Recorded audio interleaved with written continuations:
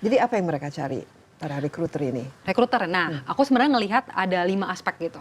Jadi 5 aspeknya salah satunya pasti technical atau hard skill tadi. Misalnya kita mau cari coders maka harus bisa ngoding dong. Nyari desainer harus bisa desain.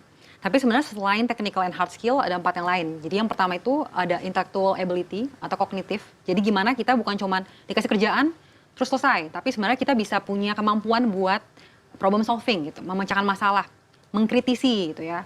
Jadi ide-idenya jadi lebih berwarna gitu kan.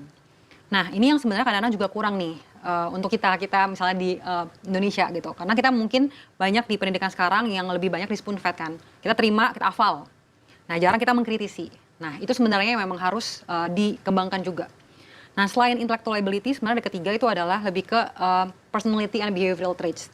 Makanya sekarang kalau rekruter atau perusahaan ketika interview pasti akan nanya, gimana kamu kerja di tim? Gimana kamu kerja under pressure gitu kan? Sama pertanyaannya. Karena mau tahu nih sebenarnya individu-individu ini gimana ketika mereka kerja sama tim atau kerja di bawah tekanan. Nah, jadi itu sebenarnya nggak cuma hard skill makanya. Yang keempat itu emotional intelligence. Itu mengenai soal gimana kamu kenal diri kamu dan kamu bisa relasi sama orang lain juga.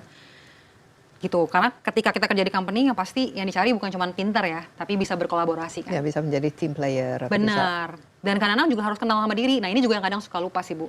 Jadi kadang kalau kita nggak kenal sama diri, jadi lebih mudah burn out, apa-apa stres, karena kita mungkin nggak tahu value kita apa gitu.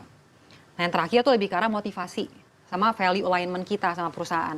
Jadi gimana motivasi kita nih ketika mau kerja, align nggak ya value kita sama perusahaan.